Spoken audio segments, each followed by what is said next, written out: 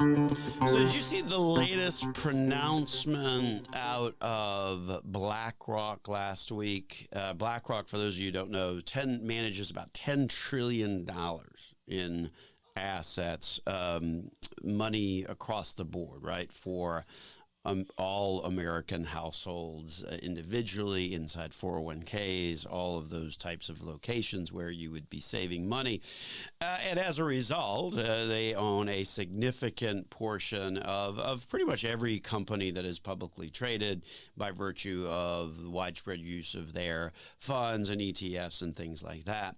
Now, if you follow the folks at BlackRock, led by a guy by the name of Larry Fink, you know that this is the same group that was one of the biggest pushers, if you will, of the notion of tailoring your investments to address climate change and the climate crisis. And again, not saying that there aren't some things that need to be concerned about there in terms of the climate and protecting oceans and water and air and all those kinds of things. But the reality is that our contention is always that you don't make investment decisions by favoring one company over the other because of political wins or exclusionary factors or based on your view of whether their goods, products, and services that they offer are or are not contributing to whatever the crisis is that you are focusing on. As we said at the beginning of the program, the number one factor when it comes to investments is performance. So if you're eliminating or thinning out the pool of potential investments simply because it's, I don't know, an oil company or something along those lines, then you may be missing out on opportunity. And so this whole climate crisis, as sort of pushed by BlackRock, gave spawn to the entire ESG movement, which if you're a regular listener to the program, you know that we've talked about that at length over the course of the years. You know, we're not particularly big fans of it. Again, comes back to performance is always key. And don't necessarily look to pass judgment on the type of product. If it is a profitable product that consumers are demanding, then it should be part of your portfolio. And at the end of the day, when you look at kind of this ESG universe, the performance has been not particularly good, right? Because of the exclusionary way in which kind of these investments are picked when you're kind of running these ESG screens. And so today, the reality is most investment managers have really kind of pushed away from that, all kind of running away or sort of unsubscribing, if you will, from some of the pledges that were signed back when this was such a major part of the conversation.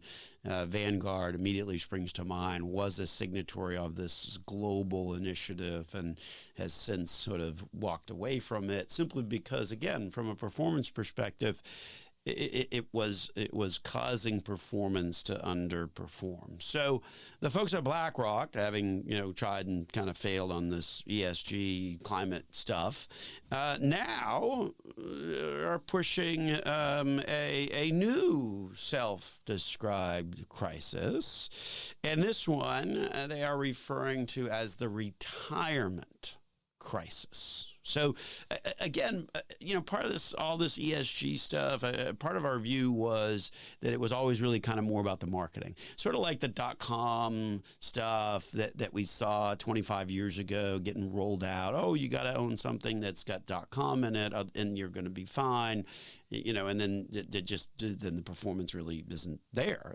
and so the same thing is true.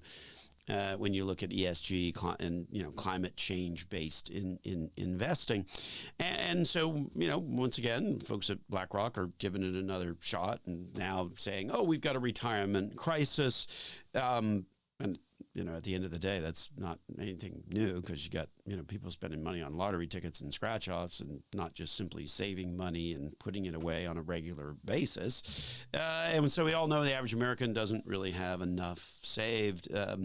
U.S. Census Bureau latest survey of consumer finances found that nearly half of Americans aged 55 to 65 reported not having a single dollar saved in personal retirement accounts. That figure, when you hear it, it is alarming. It kind of matches the same percentage of the population who doesn't pay any income taxes either. So that's obviously a topic for another show, but those numbers always seem to kind of be similar.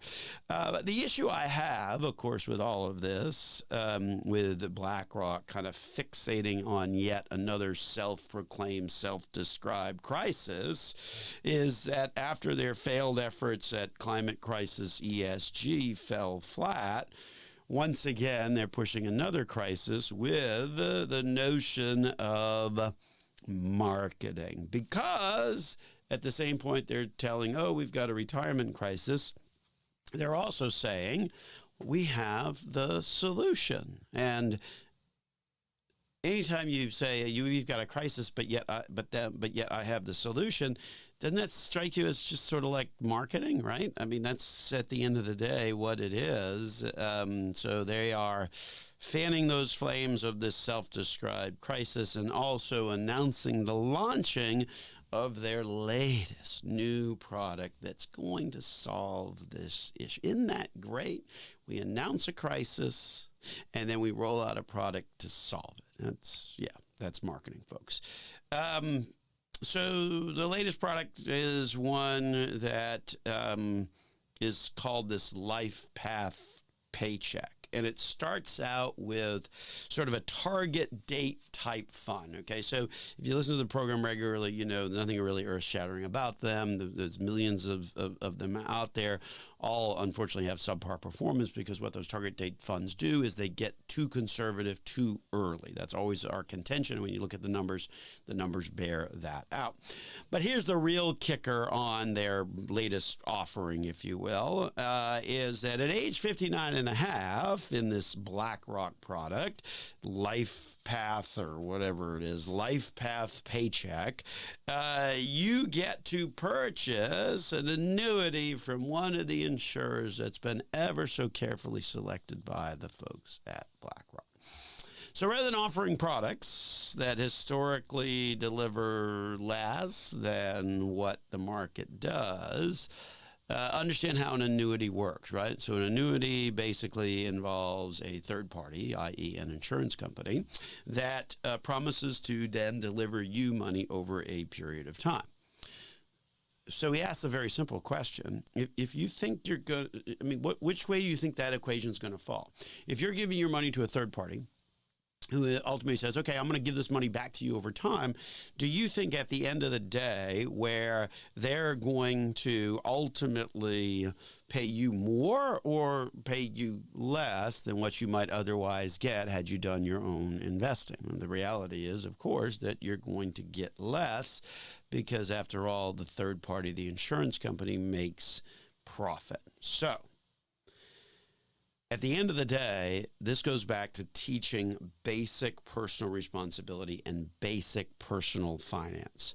Yes, you have to save money for the future. Very clearly, you need to do that. More Americans need to do that than what has been being done in the past. But you also need a basic understanding of finances.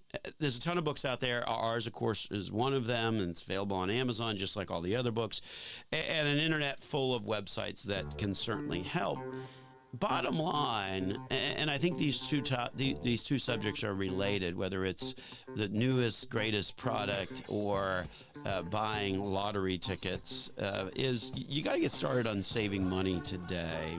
And don't have the financial industry make you think you need an annuity or a new product to solve something that is very clearly on its face solvable just by simply saving a little bit of money each and every month and being consistent on it and starting early. Anyway, with that, we're going to take another break here on Dollars and Cents, where we help you make sense out of all of life's decisions involving your dollars. My name, of course, is Joel Garris. I'm with Nelson Financial Planning, and we will return here on Dollars and Cents after these messages.